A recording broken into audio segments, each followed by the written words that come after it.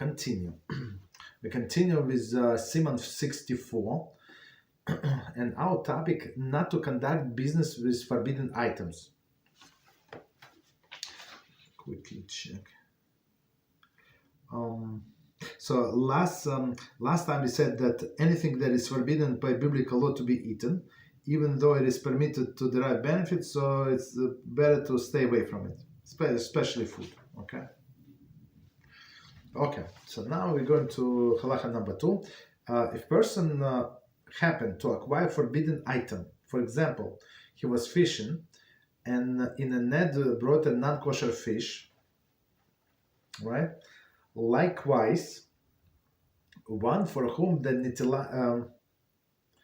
nevila or treifa came to be in his house, in this case it is permitted to sell them, since he did not intend to acquire them for this purpose. Okay, so to lechatchila to deal with I don't know, like pigs, that's would be a problem. So we're talking about the animals, like last time we said animals that are usually used for food, right? These animals usually not used for food, the donkey and horses. So there is no problem, even though they eat horses somewhere, and right, but usually they use horses for what is it, for working or for other things. Okay, all right. So that's not the problem. So here is it's a very interesting situation when it's like it was happenstance, like you did not plan, so you caught a fish, right? Forbidden fish, maybe was it like eel or something, right? Or other fish. I don't know. Was it called the fish that has like a black caviar? It's very expensive. I think black caviar is very expensive, right? I was in a store, like where I buy my produce, and I saw the caviar. They like on in the refrigerator. I think it's like $70, like a small jar.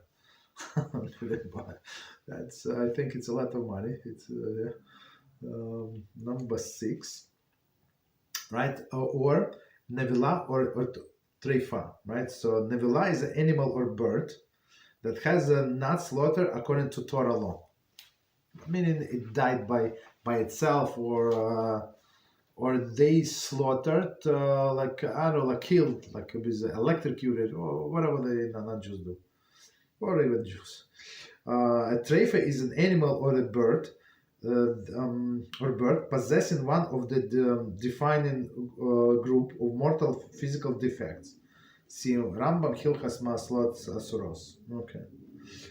So nevila is died by itself or was killed in not Jewish acceptable way, right? Not halachic way. Treifa was slaughtered correctly. So this shochet did whatever he had to do. Everything was fine, right? But they found some sickness inside, and there is like some sicknesses. So some are considered to be like halachically. I mean, some sicknesses would make this animal treifa, and some would not.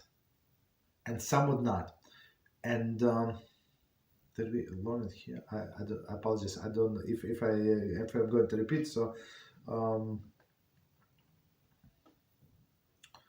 that I'm going to. I just don't remember when where exactly I learned it. But it says that Hashem said that to the prophet Yechezkel. Maybe it was here, maybe not. I don't remember. Right, that you have to go. Was it here? I don't remember. So you have to go, and you have to make yourself a bread, and there's a fuel for the fire. You have to use human excrement, right? So and you should add like in everybody's view, and you would eat this bread.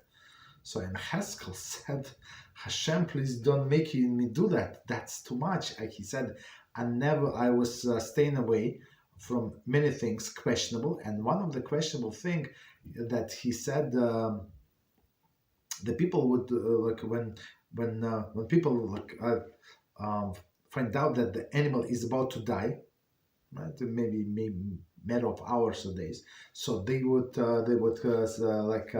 yell, quickly slaughter it, and maybe it is okay. So if it does not have this disqualifying diseases defects, so it could be like kosher. But it's like after the fact, everybody knows that this animal is about to die. So just because it's about to die does not mean that it's not kosher.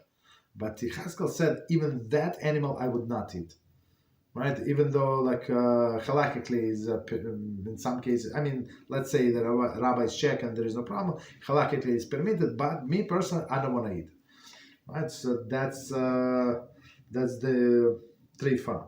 It's not treifa. It's like when a person wants to be on a higher level. Maybe it's from Miss Lasashim, I don't remember. Okay, so that's the thing, right? So even though it is allowed, but I want to stay away. Meaning, I want to be on higher spiritual level. So, and Hashem actually, I think Hashem accepted his argument. I think because he said, Hashem, look, all my life I was trying to stay away and be careful with the other things. And please don't put me in this situation because I don't deserve it. Please, it's very interesting. So because he would suffer even more. Some people were keeping cautious, some not so much, so that they would not get the message. But while they not getting the message, I'm going to suffer. It's very interesting. So the people, that's what we should strive to achieve, to be on a higher spiritual level. Okay. Continue. Right, so it says Nevila or Treifa. Again, Nevila died by itself, or was killed in not kosher way. Treifa was killed in a kosher way, but has a defect that was not visible from outside, of course. Okay, it came to his house, meaning he did not predict, he could not do anything. For example, he attempted to slaughter an animal according to the halacha, but the shita turned out to be invalid, rendering the animal nevila. So meaning there was a problem with his knife, for example, right? The problem is the knife, that niche on a knife, and that's it. So that doesn't makes the animal nevila, even though he slaughtered with a knife, nevila. Or he discovered that the animal has a defect that render it a treifa. Okay. Render treifa. Okay. Treifa meaning that mostly it's in the lungs, some. Okay, so we continue. So it's mostly in the lungs, in the stomach and stuff like that. Continue. However, he must sell it immediately. So he did not plan to acquire it. He did not plan to make a business out of it, but it happened to be in his hands, so he's not obligated to lose, right? So Torah allows her to sell it. Okay. However, he must sell it immediately and not wait until it becomes fattened while in his possession. I'm not sure fattened while in his nivela or trefa. I don't know. So if the animal is that, just sell it. Okay. He may sell. He also sell it through He may also sell through a Jewish agent, right? So meaning he knows all of these slaughterhouses, all of these butchers, non-Jewish butchers. Okay. Even if the agent will profit from the deal. Very interesting. I mean. The way I see it, he helps me to sell it, right? This agent helps me not to lose money. So it's not like, hopefully it's not his profession. I mean, the agent is my representative. So he's not a broker. So the difference between agent and the broker is huge, right? The broker could be the one who buys, do a flip sale, right? Buys and sells to somebody else, but agent, he represents me. Broker represents himself. Agent represents me. Okay, Commentary. It is permitted for the agent to sell it for the owner and a profit from the sale. Okay, so we agreed that he's going to take 20%, for example, 15%, 10%, whatever. Before Moshe finds him, Zatzal, Igros Moshe, Yorek Deya, volume 1, response 51, permits one to be paid for transporting non-kosher food, or for that matter to provide services as a shipping company, provided that he has no share in the merchandise, since the prohibition applies only to doing business with non-kosher food that he owns. I actually learned this not too long ago, and the problem was, as Rabbi Moshe Zatzal explained, the problem was with wine. So we do not, like he would forbid wine, or I mean, it's a story on the Talmud, but other things are not so forbidden, because from wine, from non-kosher wine, we're not allowed to derive the benefit, and the Talmud gives example for if this Jew has a transportation company, right? He has 10 donkeys or 100 donkeys, and this guy said, okay, transport for me this beer, and there's no problem with beer, from this place to another, and I'm going to pay you $10,000 for this transportation. I'm just making that, maybe $5,000 for this transportation. The guy agreed, and he transported, and then it came out to be like some of this merchandise was wine, not kosher wine. So the whole transaction is forbidden. So he's not allowed to take money for anything, right? But if this guy would say, here's 100 barrel, and I'm going to pay you $100 to transport this barrel from this country to that country, so that's a difference. So he just can deduct the price for 2 barrels of wine that were there. He did not know, but the rest of the money he can have, right? But it's not so simple, especially when he's a Jew and everybody knows, like they start unloading pork, and it's like he's this what is it, like forklift or something, right? He's trying to take from his from his truck, and there is a pork boxes everywhere. And he's with his beautiful kippah, right? That's a problem.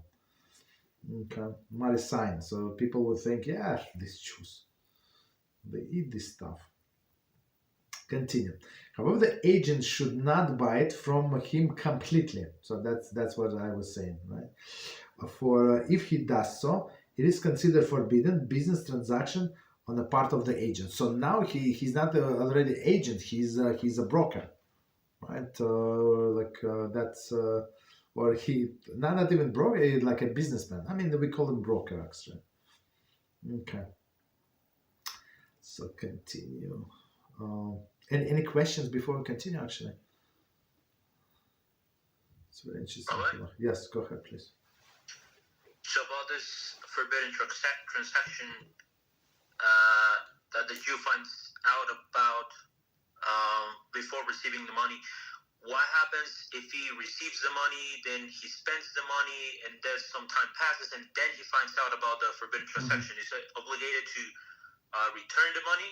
No, not to that person. I mean, I would say he can give just to tzedakah.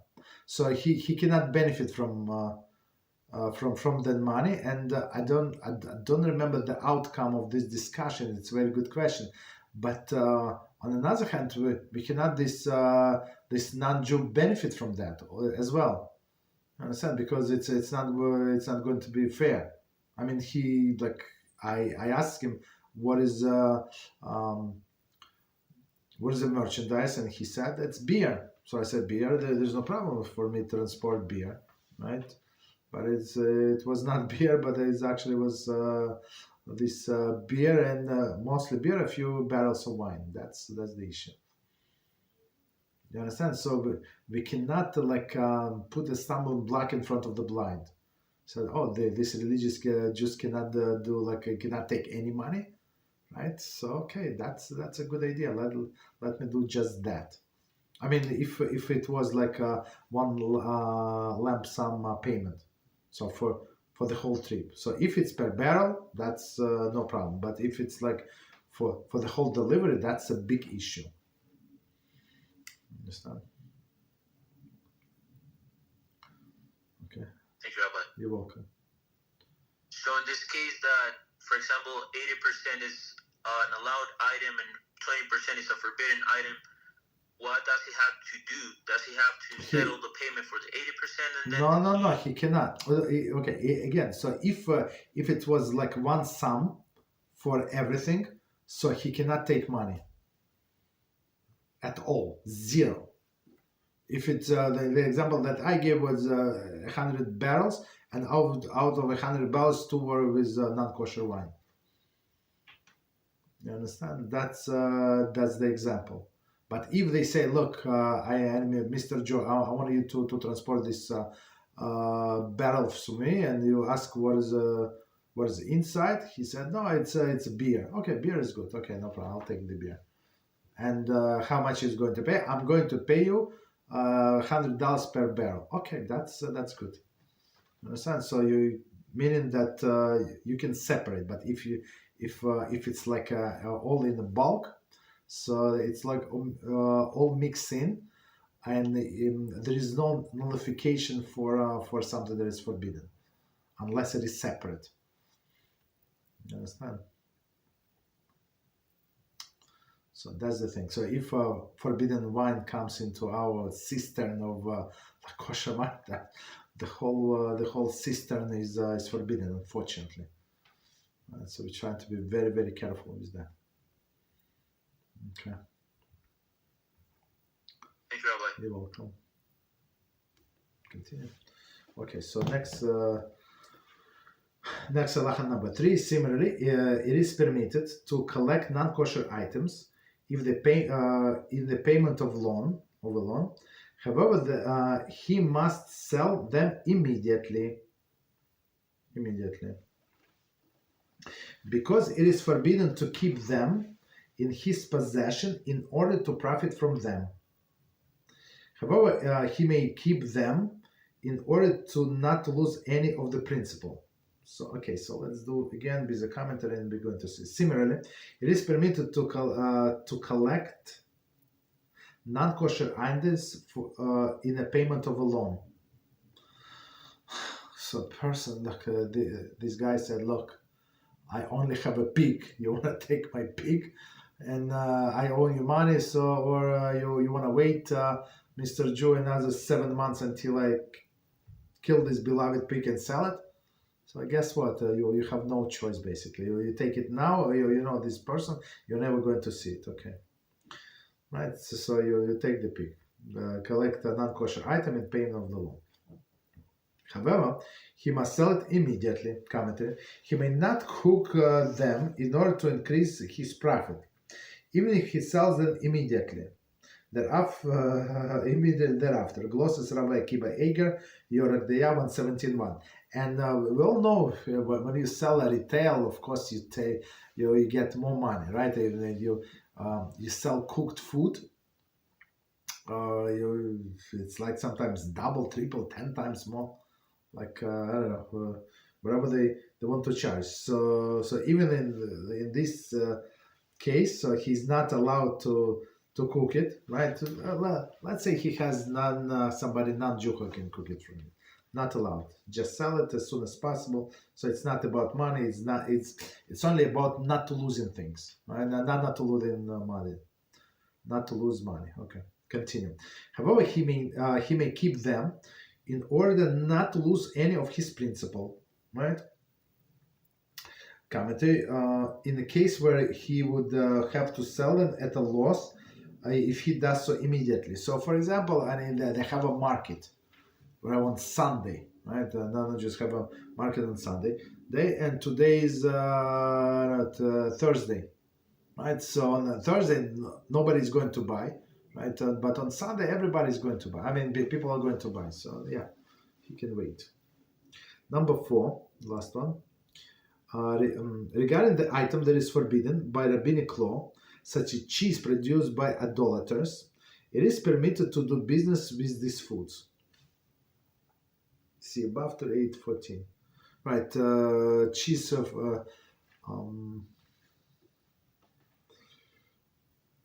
produced by idolaters.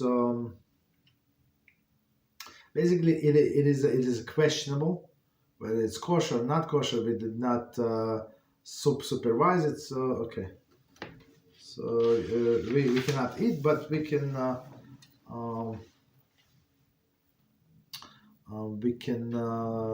sell it. Okay.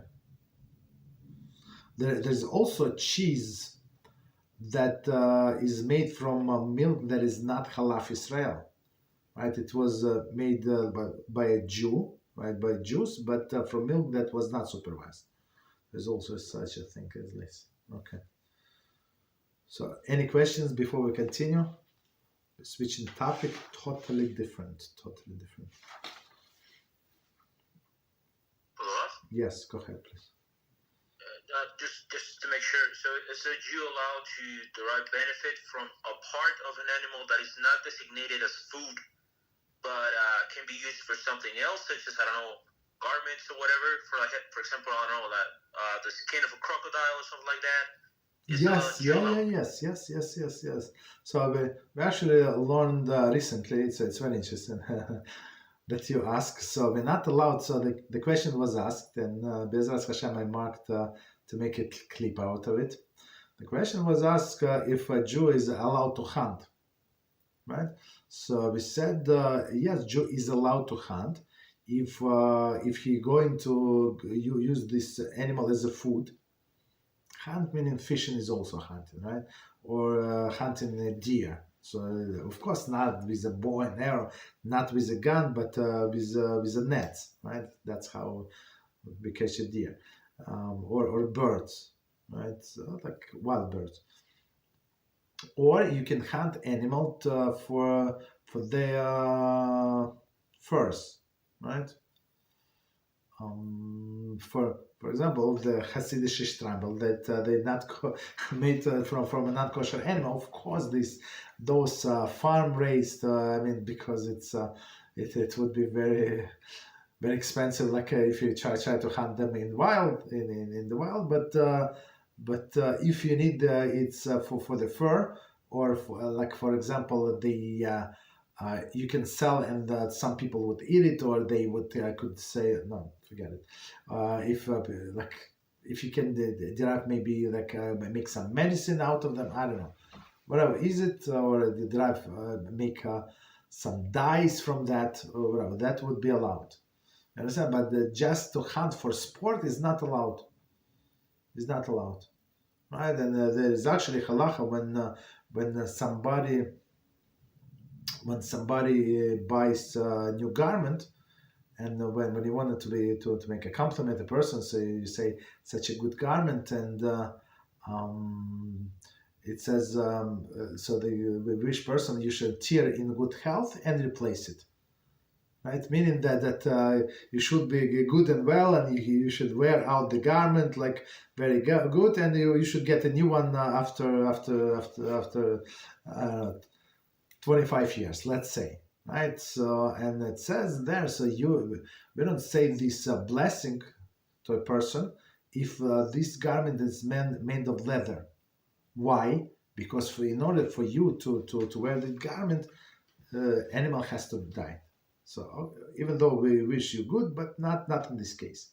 I mean, right. So even though they say, yeah, there are lenient opinion that say, yeah, maybe they slaughter the cow for meat, so it's not like they slaughter the cow for the leather to make your leather coat or something, right? It's not, right? But still, they say somebody had to die, an animal had to die, so we don't make such a blessing. It's very interesting, but of course there is dissenting opinion. Like somebody asked me today about what is the source. We made a clip recently, not on this channel, the different channel, and here we also discussed in this class, if you're obligated to wash the hands like before they study in Torah, right? If you pet your dog or something, right, or cat. So we said yes, and there is one lady. I don't know what she does with her life, but she always find difficult questions.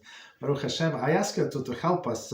She's such a brilliant lady, and we got in communication, and we tried to find somebody who can translate. She lives in Israel, as text, anti-missionary text.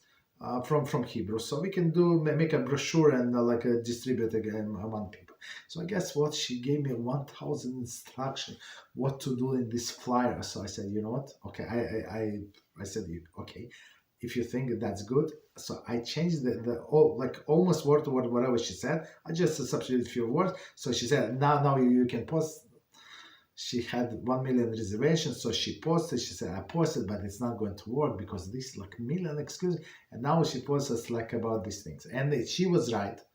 In some sense, she was right.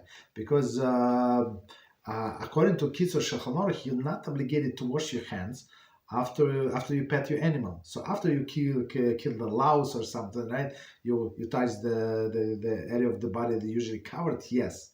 You're not obligated, but there is dissenting opinion, right? Opposite opinion, and it says actually, and I sent her copy and paste whatever the story that says yes, we should wash our hands, right, before after the touching animal, before learning Torah, right, or before making the blessing. So there is such opinion, of course, relevant opinion not to do that, but it does not mean that we should not, because it says the matter of holiness. So with this Yecheskel, right? So he said, I'm going to abstain. I don't want to go into this gray area. I don't want. So if animal is about to die, I don't want to eat the meat, right? I don't want. Even halakhically is allowed, but I want to stay away. And same that's what we answered this lady. And what else did I say to her? What have I said else? Okay, doesn't matter. So that's what we want to be on the right side, right? Okay, with the stringencies. Okay. Any other questions before we continue? So, and the same with this leather, right? Okay. Thank you very much, Rabbi. You're welcome. Go ahead. So, on the same line of the prohibition of hunting recreationally, so sport fishing would be forbidden, right?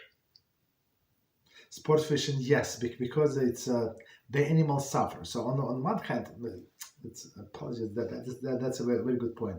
So I did not cover. So on one hand, Hashem said all of the animals I created for you humans, right, to rule over them. And if you need fish for fish oil, for some medicinal purposes, even part of the fish, even part of this animal, there's no problem, you're allowed to get, because they were created for you. But just to even to catch and release, in where we live, there in the parks, some parks they allow to catch fish, but there is a policy catch and release. So it's for sports. But this fish, maybe it's stupid, maybe it has little brain, but it's nervous. It's it goes through the stress, and we're not allowed to make animals suffer. It doesn't matter. It's only fish, but still, it's not allowed to make it suffer. Just because 3 seconds that joy, or I don't know how many seconds joy that you caught this fish. Absolutely not. You understand? So that's the thing. Even if still it's damage, I think. Even if he that small fish, man, I'm talking about huge. Even if he tried to take the hook carefully, still there is a hole in there. Okay. Any other questions before I continue? Thank you very much, Rabbi. You're welcome. So it's going to be a very difficult topic, and I learned it once or twice. And I'll try to explain the best way possible, the best way I can. Let's put it this way.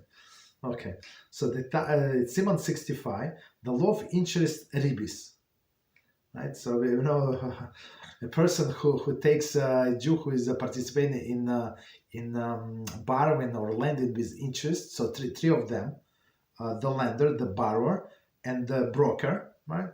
So they're not going to be resurrected with the resurrection of the death. That's how bad it is. And Torah is very strict with that, right? There are many technical details, so let's go. I'll try to explain. Maybe we go like I'm going to read a paragraph, and we go into back and with commentary and try to explain. Okay, so start.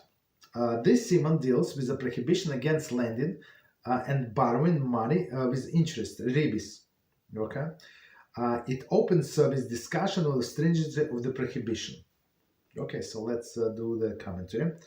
For a comprehensive treatment of this law of Ribbis, including the application vis-a-vis many modern-day situations, such as credit card, foreign currency fluctuation, the reader is referred to the laws of Ribbis by Rabbi Israel Reisman, Misora publication 1995. Well, it was a long time ago. Okay, so I actually was planning this class maybe after the laws of Yom Tov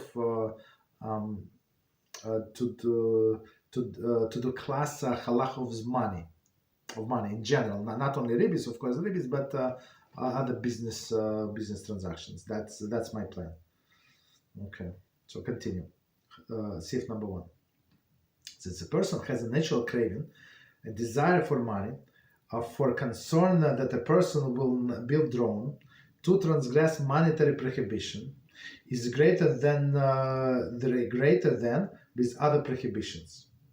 So money is everybody have a problem. Now a person can more readily stumble with regard to the Ribbis prohibition than with the other monetary prohibitions. Okay.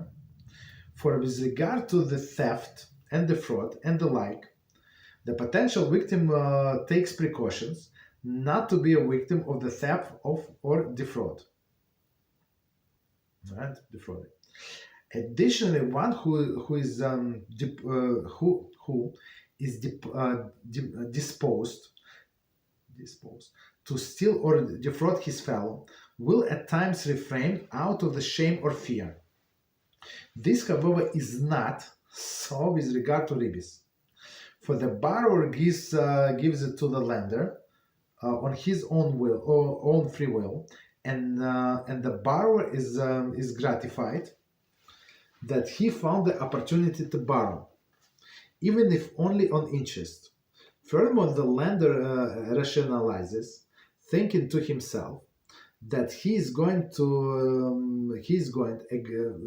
doing a great favor to the borrower, for by investing this borrowed money, the borrower will be able to profit many times more than he must pay in interest.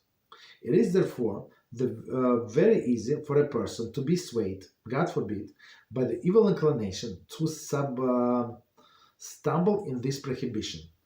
So let's do this paragraph again, and we're going to explain line by line. So his Kitzur is very careful with his wording, and it contains a lot of information. So meaning that's okay. So let's see. And I had the situation, and not a few times, when the person said, "Look, I want to borrow from my family member," right?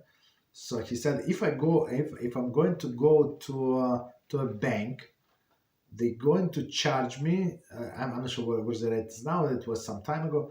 So they're going to charge me 9% for the loan, right? And if I go to my sister, right, so she can she prefer to invest somewhere else. But if I'm going to compensate her, I think it was she would planning to buy bonds or something like. I can pay her 5%. So like right, so it's like huge or 4.5%, something like that. But almost double saving in interest, right? And plus just so you know, when you take like a mortgage or something from the bank, so first they're smart, of course. I mean, they're bankers, right? They first charge you mostly interest and a little of the principal, And then, for example, if you borrow for 20 years or 30 years, to make simple, right? For 30 years, you borrow the money. So only on the 15th year or so, it's going to be break even, like a ratio or of principal in interest, because of course, they try to collect as much interest from you as possible. So, like in the beginning of the loan, so it's like it's crazy. You understand? So he said, "Look, she's doing me a favor. She's losing whatever 1%, whatever percent she's losing, but she's is ready to give it to me because I'm her brother, and I'm winning. So what is the problem? I'm just compensating her." And you see, the Yetzer Hara is so strong, and as a Kitzur says, that it convinces that everybody do a mitzvah. So I do a mitzvah to the sisters, right? And she would not have to pay taxes. They did all of the calculations, right? She would not have to pay taxes, and I'm going to buy. I don't remember what was. I don't want to say because I don't remember. I'm going to buy this and that, and everybody basically profits, right? So it's very interesting, but that's not a Jewish way of thinking, right? So one more time. Since a person has a natural craving and desire for money, so everybody likes money, right? I mean, in order not to like money, you have to work on yourself. It's not so simple, okay? Craving for money, naturally. So naturally means unless you work on yourself. So if you work on yourself, you can overcome any tendency. But if not, so that's a normal way of things, right? Default way of things. The concern that the person will be drawn to transgress monetary prohibition is greater than with any other prohibitions. So since the craving is so strong, and the person is going to be be willing to do that more than other prohibitions. Understand? More of any other transgressions, like forbidden relations or eating Nonkosher, other things, right? Because the desire is strong, right? Now a person can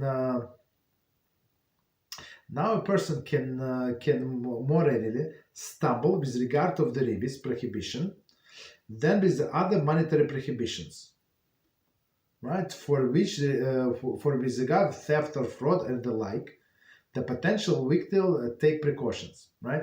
So, and why is it easier to stumble in this? Because if a theft or prohibition, so maybe you feel bad, right? And it's not right, like whatever you're doing, it actually belongs to him, and you're going to steal, or you're going to, or a person, not you, I'm not talking about anybody, like or person is going to defraud somebody, and other side is taking precautions, so nobody steal from me. I'm not going to write the password anywhere, like to my bank account. I have a triple way of verification of my identity. So person is going to take precautions with other things from the theft. But here everybody's open, right? Very interesting, right? Continue. Additionally, one who is disposed to steal or defraud his fellow at times will refrain out of the shame or fear. So he's ashamed that he's going to get caught, right? Or fear that maybe that guy is going to kill me.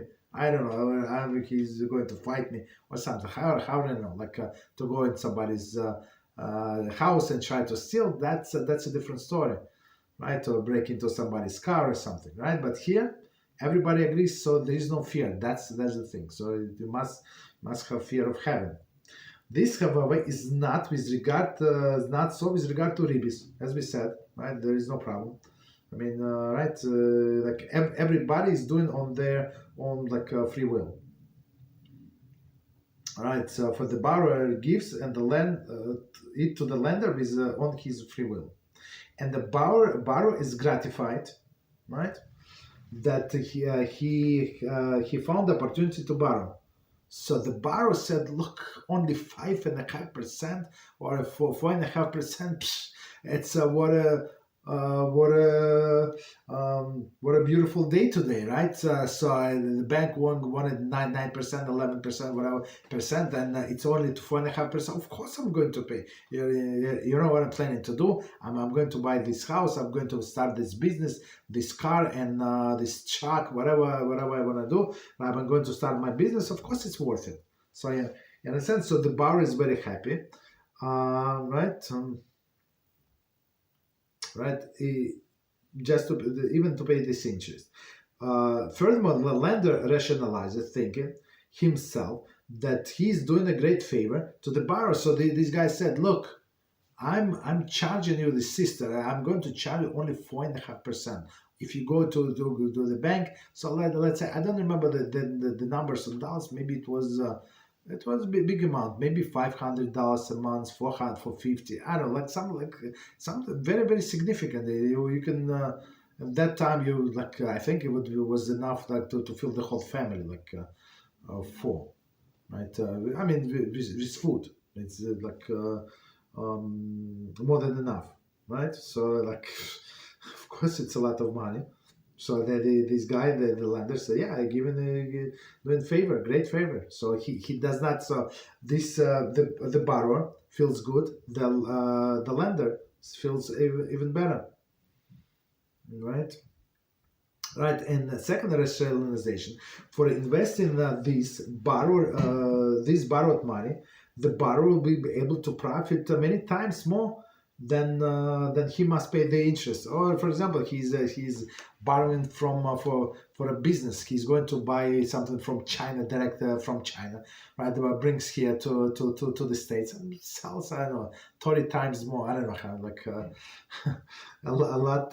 So he makes a huge profit. So 4.5%. It's it's not even peanuts. You understand? So everybody should be happy. It is therefore very easy for a person to be swayed. Okay.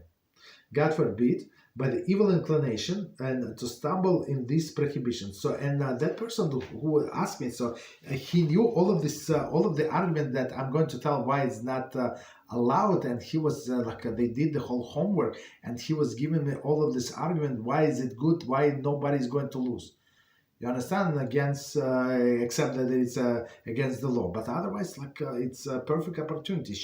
My sister, going to benefit. I'm going to benefit, and the government, whatever, and banks are going to survive. They have so many huge offices, right? They making money for sure. Okay. Any questions before we continue? So we're trying to lay the foundation to this topic.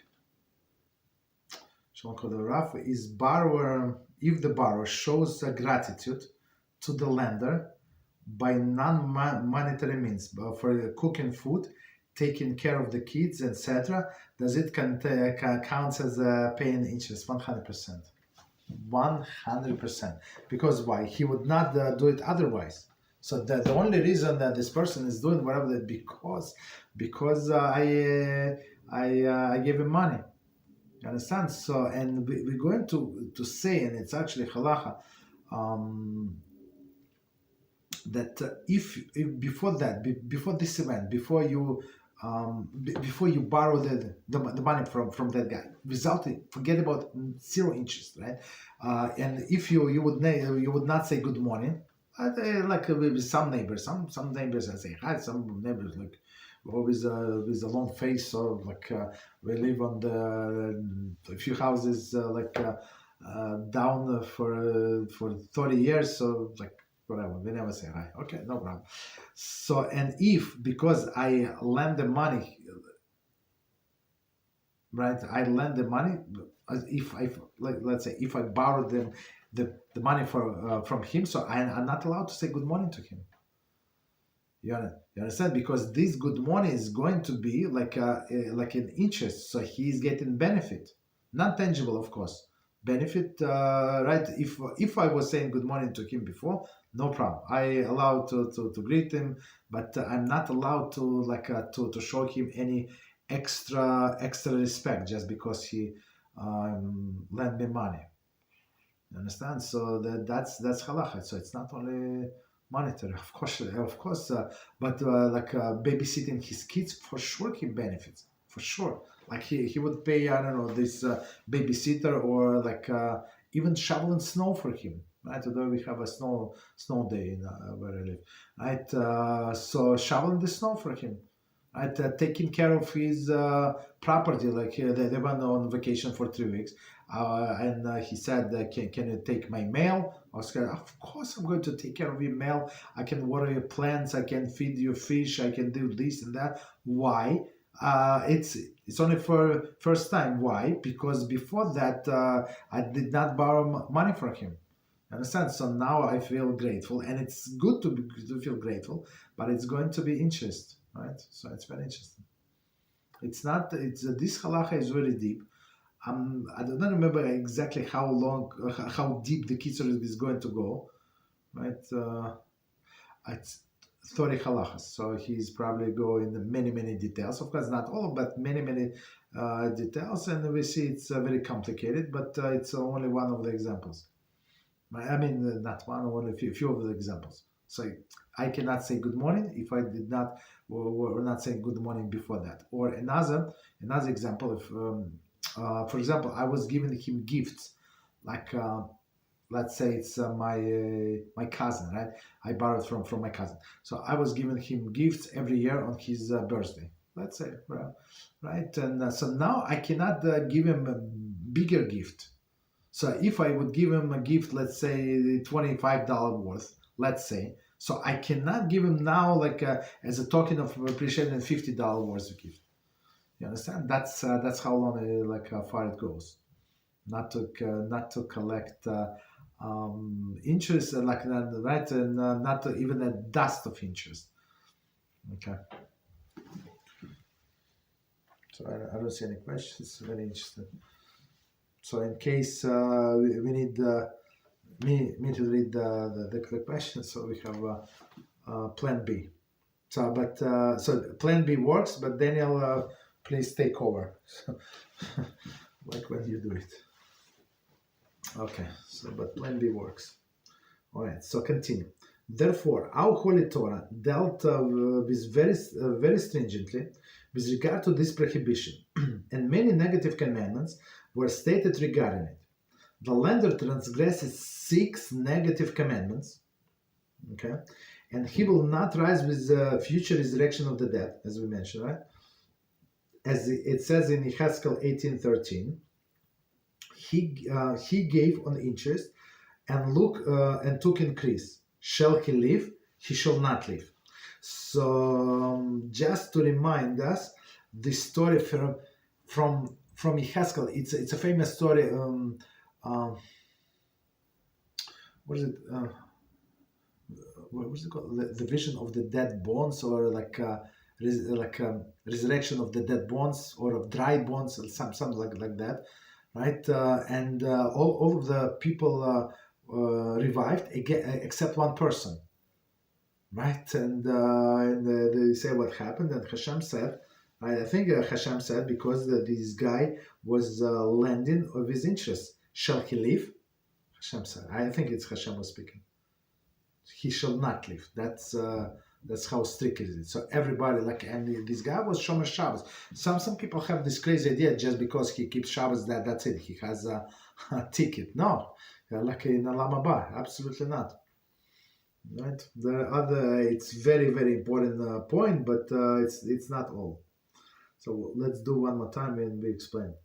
Therefore, our Holy Torah dealt stringently with regard to this prohibition, meaning that it's very logical, because, like as we explained, both sides benefit. It's not like stealing, somebody is gaining, somebody's losing. No, this guy is very happy to pay interest, because if he goes to Gentiles, he goes to the bank, he goes to somebody else, he's going to lose more. But here is a good rate, not allowed. Okay. And many negative commandments were stated regarding it. The lender transgresses 6 negative commandments. So let's see, and here in a note I have a list. Okay, there are 1 and 2. The lending money on interest, the lender violates two commandments from the verse of Vayikra 25:37. Do not give him your money on for interest, and do not give your food for increase. So money for interest is straightforward, right? So it's 1.5% a year or a month or whatever they're going to calculate. That's usually it's annual, right? That's simple. That's understandable. And food for increase. So basically, food cost this much, right? But when he borrowed, it cost around $100, and now the prices went up, right? So he cannot he borrow I don't know, like a sack of this, what is it, of the wheat. Let's say it's big sack or 10 sacks, whatever. So it costs $100, and now they went up in price, right? So if he's going to buy this 10 sacks to pay back to me, he's going to spend $200, let's say, or $150. So he's that's what it called increase. You understand? So I cannot take it. It's very interesting. So in a person's mind, look, I lended him 10 sacks of the wheat. I want 10 sacks of the wheat back. Period. I'm not talking extra. I'm not taking anything extra. I want to whatever I gave him, I want the same back. It's not so simple. So we're going to discuss it separately. That's what food increase. Both of these prohibition apply whether one lends money, food, or anything with the interest. Okay. Continue. Number 3. So right. So all together 6. We just covered 2. Number 3. Collecting interest payment. He violates the commandment. Do not take from him interest in increase.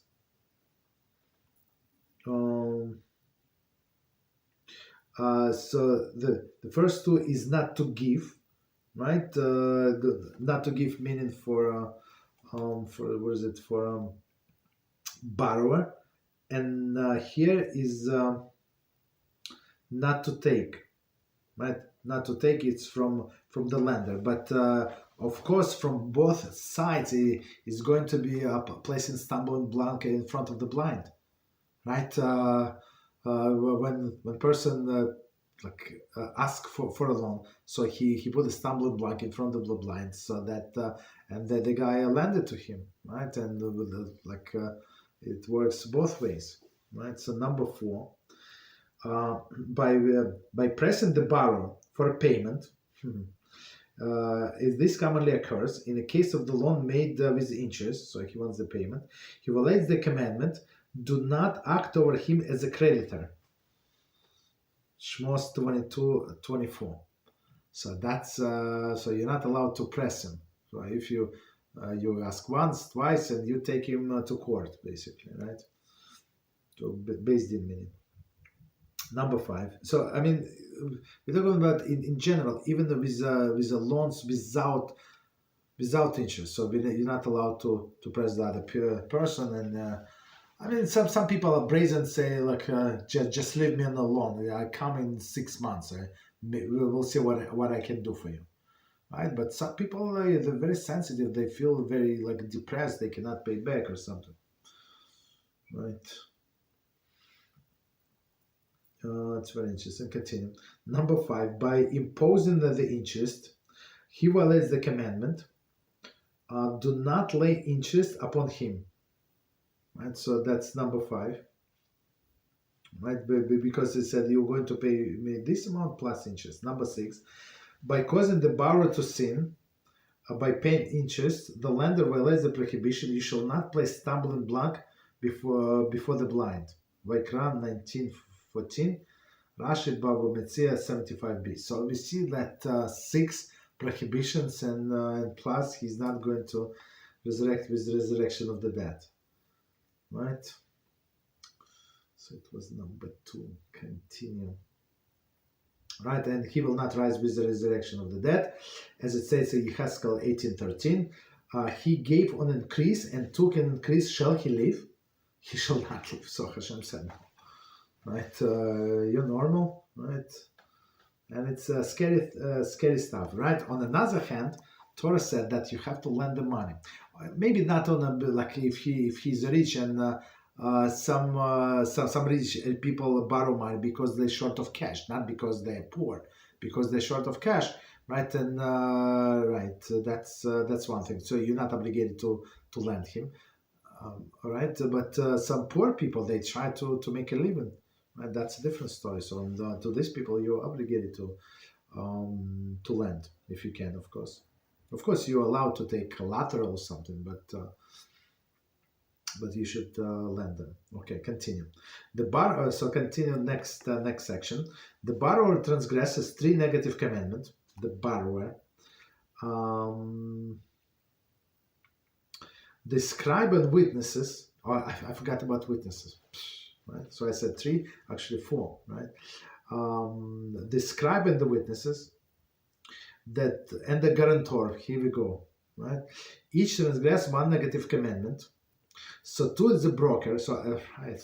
So I said 2 and the broker, but it's actually the scribe who would write the shtar, the witnesses, and the guarantor. So another 3 or 4, if we count 2 witnesses. So the broker who was the intermediary between them, or who assisted one of them to find, right? For example, he informed the borrower that he may obtain loan, or he informed the lender where he may lend. Also transgress 1 negative commandment. So these guys, again, all of the people. Maybe they're going to pay something to the scribe. I understand. This guarantor, he's not making any money. If anything, he's going to lose, right? If things are not going to go as planned. And the witnesses also not paid any money. So it's like stupid people, right? They put themselves in a situation. I understand this guy is going to make money, so he has incentive, right? This guy borrow, and because he trying to make a profit, he has an incentive. But this scribe, let's say they're going to pay him, he has some incentive. But the witnesses, like broker, maybe he also make commission. Maybe yes, maybe no, right? So let's do this piece again in this commentary, and we're going to explain. The borrower transgresses 3 negative commandments. Commentary. 3 negative commandments the borrower violates are: number 1, you shall not cause the brother to take interest. Right, so brother meaning the borrower to take interest. Right, the Dvarim 23:20. Number 2, but you may not cause your brother to take interest.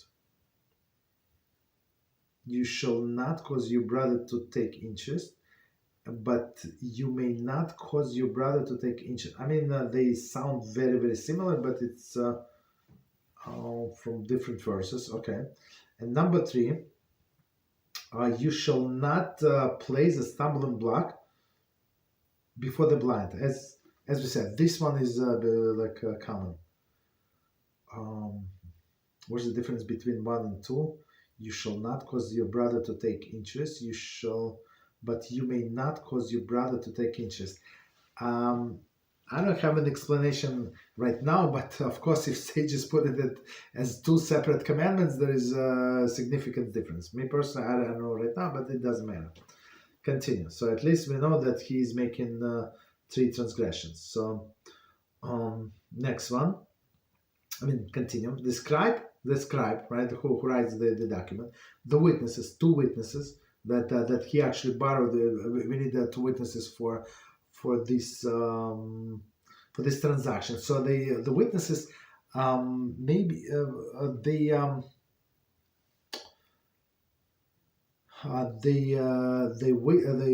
signed the document. That they saw the transfer of the money. Right, most likely the transfer of the money. Sometimes they just confirm that they acknowledge the signature. So the signature. So maybe the transaction is going to happen later, but right now let's they sign that I'm so and so, I received such and such amount from this guy. So, and we know that it's his signature. So he signed in front of our eyes, so witnesses sign, right? Right, so witnesses and the guarantor that the loan is going to be paid back. Each transgressed one negative commandment. Number 4. What is it? Do not lay interest upon him. Right?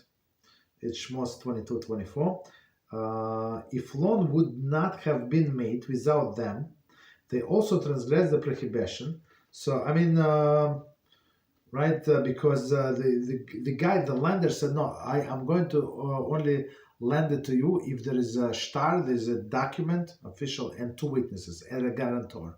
So minimum, they transgress one this prohibition. If the loan would not have been made without them, so this guy, otherwise I'm not going to make the loan. They also transgress prohibition of, and you shall not place stumbling block before the blind. Vayikra 19:14. Right, so that's this witnesses and the guarantor, and so it's 1 if they would do it like without him, right? But 2 if the lender he said I'm not going to lend without the witness. So then these 3 people, meaning what? Scribe, witnesses, and guarantor, transgress 2 prohibitions. Continue. So to the broker, who was an intermediary between them, brokers usually make a commission, right? Or who assisted one of them, or even if free, it does not make any difference. The aware is aware, right? For example, he informed the borrower that he may obtain a loan where he may attend. He said, yeah, this guy lends. For example, his neighbor. He said, yeah, this guy lends, right? Or he informed the lender where he may lend, right? He said, no, oh, if you want to, I don't, many people in this neighborhood, they're actually looking for loans. Okay. Also transgresses 1 negative commandment, which is what? Commentary. So we're talking about broker. If they would not have made the loan without him, meaning he made the shidduch, that he transgressed the negative commandment, you shall not place stumbling block before the blind. So now he told this lender where to go, the borrower where to go, so, or he brought him with him. From it's Vayikra 19:14. If the loan would have made regardless, that he transgresses the rabbinic injunction. Shulchan Aruch Haraf, Hilchas Ribbis, Sif 3. Okay. It is prohibited to prepare a document for the loans and other transactions that involve Ribbis. Right. So I mean, the secretary typed on her like computer, right? Or just print. So she's also part of this deal, right? Igras Moshe Hoshen Hamishpat Volume 1, Response 93. Citing Rambam Hilchas Malve V'Yolove 4.2 and Shach Yerodea 161. People whose jobs entail preparing documents that may include clauses of Ribbis. For example, secretaries, exactly, salesmen, lawyers, paralegals, etc., must be alert for this and present any question to competent halachic authority. So I mean, and that's secretary. It's her job to do that. The boss said, okay, like type this, change his name, put this name there, this amount there, and like print on a good paper 3 copies. So she's going to be like a stumbling, like one of these people involved. Okay, so I guess. So let us quickly see what time is it. Okay, I guess we stop here. So that was introduction to this Ribbis. It's very, very technical, but we try to give examples on it's going to be not so bad. Okay, any questions on what we said? Okay, go ahead.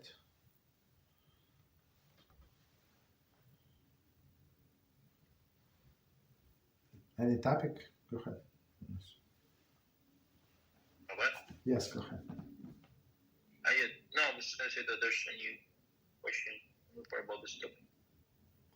No questions or a question? Yeah, there's only a question about this. Only question. So okay. So let me see. So Shalom Chalkorav, if the money was given as a loan, just not to embarrass the recipient, but in fact that giver given as tzedakah, the recipient shows gratitude by doing some non-monetary favor to the giver, and later return the same amount of the money to the giver.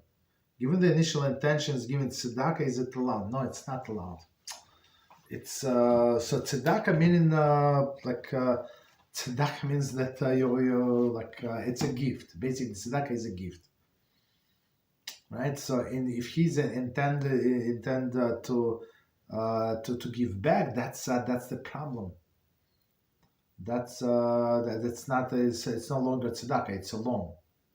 So this person converted tzedakah to a gift to a loan. That's a problem. So we're not allowed to benefit from that person. That's the thing. Okay.